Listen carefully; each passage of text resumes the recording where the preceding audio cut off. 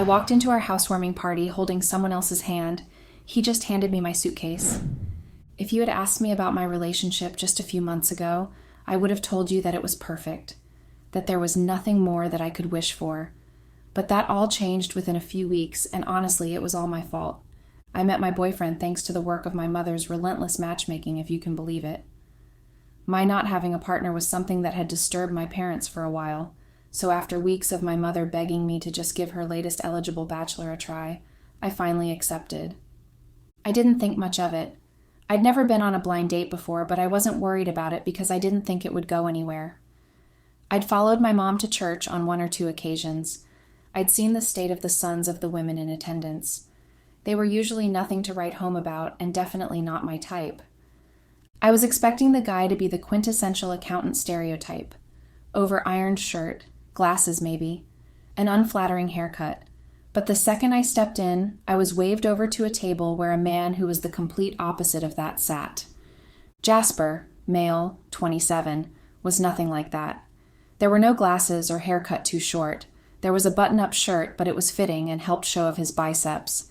He had long hair, which wasn't typical for accountant types, and he was handsome, which wasn't typical for my mom's friend's sons. So I was immediately interested. We got something to eat and started talking. I was even more surprised that he wasn't completely boring or insufferable. He was nice and pretty straightforward and type A, but also kind of funny. By the end of it, we exchanged numbers, and I was actually excited for him to call afterwards. For a brief moment, I considered not pursuing things with him, just to spite my mother, but I liked him, and was willing to bear the brunt of my mother's smugness if it meant that I would get to see him again. Things were different with Jasper. We never made it official or anything, but after a few months of going on dates and spending time together, it was obvious what we were to each other. He pushed me to be the best version of myself. Jasper suggested I get a different job, and even told me that he had some connections at this company that was looking for a media assistant. Because of his motivation, I applied and eventually got the job. We'd been dating for years before the housewarming party. It wasn't always exciting, but it was solid. And that was part of the problem, I think. Things have always been messy around me. My schedule, my family, my thoughts. I used to say I liked chaos because it kept things interesting, but deep down, I just didn't know how to function without it, maybe. Jasper was the opposite. He was calm and stable, and I loved that about him, at least at first. It made me feel safe. But after a while, I started feeling off. Not unhappy exactly, just restless. Like everything was getting too routine, like I was starting to disappear into the version of me that made sense for him. Living separately made it easier. We had our own spaces, our own time to breathe. It worked, and it helped us last longer than I think either of us expected. But eventually, we'd been together long enough. He wanted to take the next step and get a place together, build a real life. He didn't pressure me. He just brought it up gently, said he thought it was time. I said yes. But if I'm being honest, the second we signed the lease, something in me shifted. I felt trapped. Not because of him, but because I suddenly had no more space to hide in. We were tied together now, officially. That little distance that used to give me room to breathe was gone. I told myself it was just nerves, that I'd adjust, that our love was worth the discomfort. And maybe it would have been, if I hadn't messed it all up before I even had the chance to try. Before we moved in, we spent weeks getting our affairs in order, ending leases and packing our stuff. The time I spent trying to get my shit together meant that I was away from Jasper for large portions of time. It should have felt upsetting. I should have wanted to be around him all the time, but instead it felt like a breath of fresh air. It felt like exactly what I needed. So much so that I would even cancel on the plans that we made to see each other after we were done for the day, just so I could be alone. It was on one of those nights when I had told Jasper that I wouldn't be able to make it to his place, that I met him. I had just come back from the store and I was carrying some cardboard boxes. My grip kept slipping, and I was so scared they were going to fall from my arms and get all dented. Unfortunately, I lost my grip just a few feet away from my door, but they didn't fall to the floor because someone helped me grab them at the last minute. That someone was Tyler. He introduced himself and told me that he had just moved into the apartment next to mine. Then he said that it was a shame that I was moving out because he would have loved to get to know me. I'm not sure what I was thinking. Maybe I was just overly grateful he'd help me avoid crumpled boxes. Maybe it was because he was so handsome. Not that Jasper wasn't handsome. He was.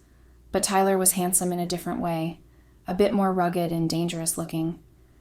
I told him that we could still get to know each other since I wasn't done packing yet. The invitation was innocent enough, and I really didn't mean anything by it.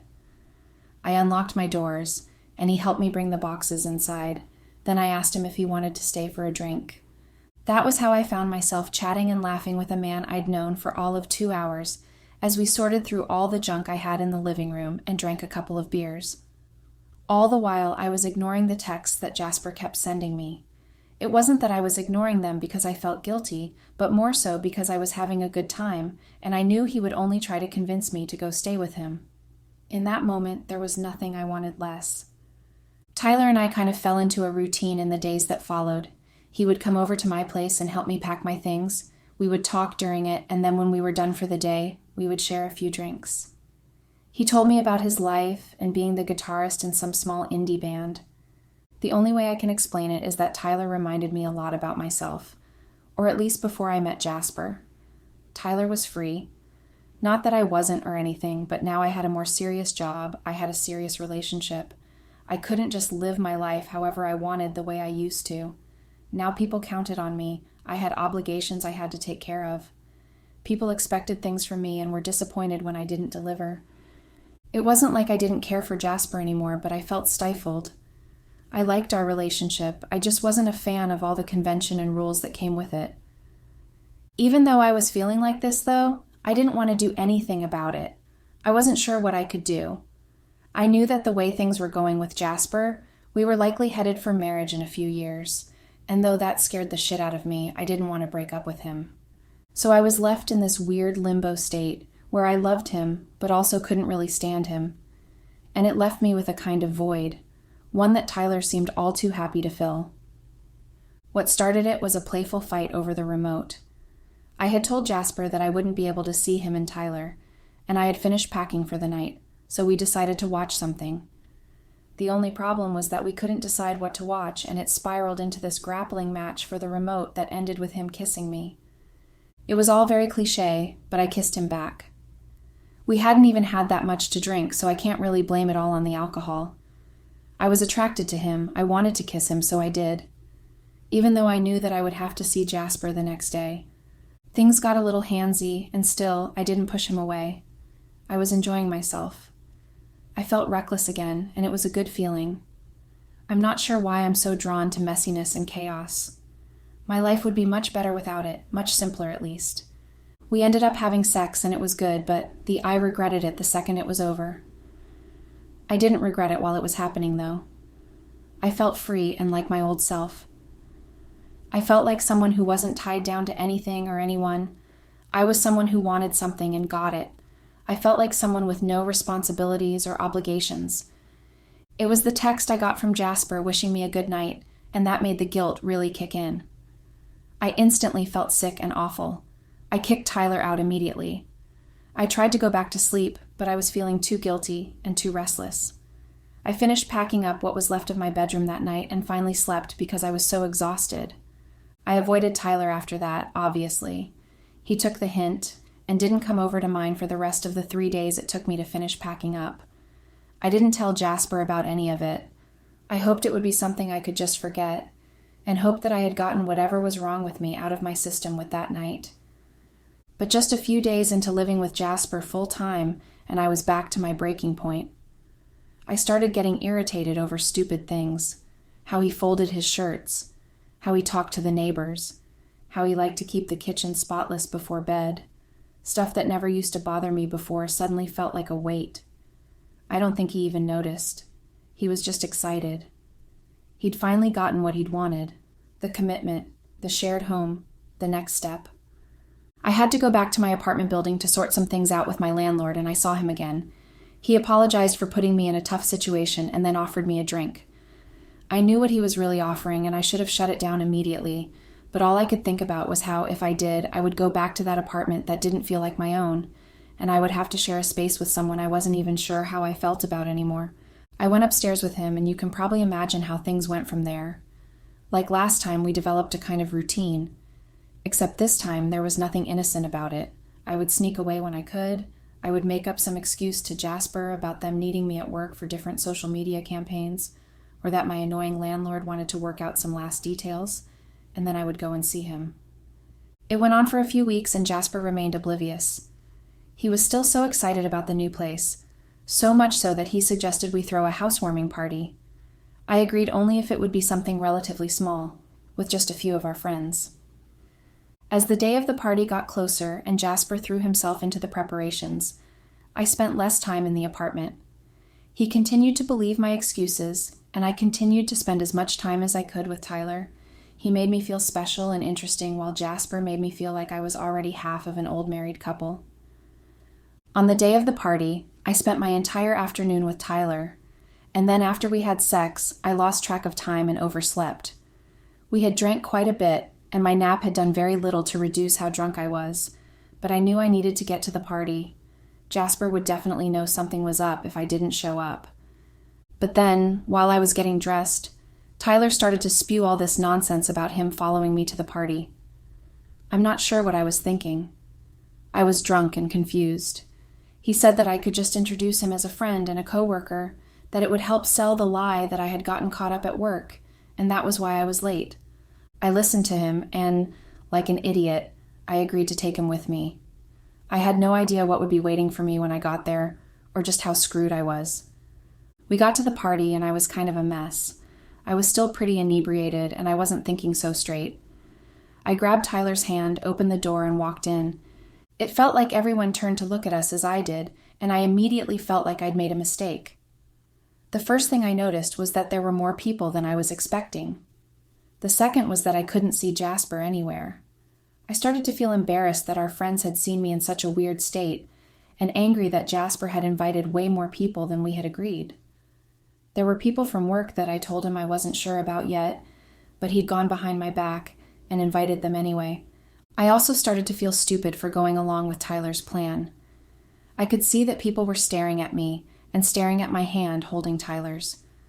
I knew that it wasn't possible, but still, it felt in that moment that everyone surely knew what was going on with Tyler, and if they didn't know, then they suspected, and our hand-holding wasn't doing me any favors. Jasper walked in a few minutes later, and I immediately let go of Tyler's hand. I was about to launch into the story we'd agreed on about Tyler being my coworker when I noticed that Jasper was holding something, and as he got closer, I could see that it was my suitcase. He was carrying it like it was heavy, like it was full of all my stuff. Unsurprisingly, I was confused, so I asked him what was going on. He didn't say anything at first. He just set the suitcase down next to me. I could tell from the way he was carrying it that it was full and heavy, full of most of my things.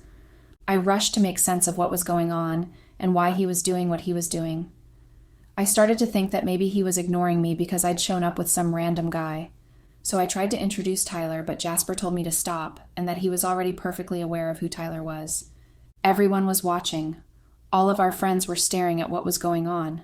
I had no idea what to do, how to save the situation, make it look less bad than it was. I tried to whisper to Jasper, to speak to him in hushed tones and ask why he was doing this, but he cut me off and said that it was better the two of us left. All these people were looking at me be embarrassed by my own boyfriend. There wasn't much that I could do except do what he asked. I wanted to grab my suitcase and leave right then, maybe come back the next day to face up to everything, but I didn't. I couldn't let myself walk away with my tail between my legs. I didn't even know what Jasper knew yet, and for some reason I was determined to find out then and there. I didn't know it would end up costing me so much. I asked him to tell me what the hell was going on, and he told me that he knew all about what happened with Tyler. I tried to tell him that Tyler and I had just become close friends, that he was my neighbor in the apartment building and nothing more, but he didn't believe me. He told me that he knew I had been lying to him for weeks. He had met up with his friend, the one that had helped me with the job, and in the process of them chatting, he had asked how the campaigns were going. His friend had told him that there were no campaigns going on at that time. That made him suspicious of me and where I had been sneaking off to, if not work. So on one of the nights that I had lied to him and told him that I needed to grab something I forgot at my apartment, he followed me after a while. He wanted to see if there was actually anything going on, and unfortunately for me, he was not disappointed. He had discovered me and Tyler, or heard us at least, and when I showed up to the party with him, it was confirmation enough for Jasper. He knew I had been lying, and now he knew that I had been cheating as well. He revealed everything as everyone watched on. I remember how my cheeks were warm from all the shame and how there were tears in my eyes. I tried to defend myself, but he told me that he wasn't interested and that it was over between us. He told me that he would allow me move my things as slowly as I needed to, but that was the only courtesy he would extend to me, that we were absolutely done and there wasn't a single thing that I could do about it. For a second, I was confused as to why I now had to completely move out. I had betrayed him, I knew that, but we both owned the space. That was when I remembered that we'd decided to put only his name on the lease because his credit score was better, which meant that I could be kicked out. Technically, I didn't even live there. What was even worse was that all my friends had seen everything. I regretted my choice to stay and confront him instead of leaving, or at least pulling him aside to talk. I just had to make a show of it in our living room, and now all my friends knew that I was a cheater on top of the fact that they saw me get embarrassed. Not only was I disgraced, but I also didn't have a place to live anymore, and I had lost the only long-term boyfriend I had ever had. Jasper didn't want to listen to anything else and asked me to leave. I had been thoroughly humiliated at that point, so I had no choice but to lug my suitcase out of there with Tyler. When we got back to his place because I had nowhere else to go, I told him that I would have to stay with him till I could figure myself out, and he immediately switched up. He said that he could only let me stay for a few days, and that after that, he would have to start charging me. I couldn't believe it. This was someone that I trusted, that I thought was my friend, and now that I needed him, he completely abandoned me. It got even worse when days later I got an email from my job saying that they had decided to let me go, and that I could come collect my things whenever. I knew instantly that Jasper must have told his friend something, and that he was behind this. I never thought he could be so vindictive. I can't even begin to explain how embarrassing it was to go into work after that and pack up all my things.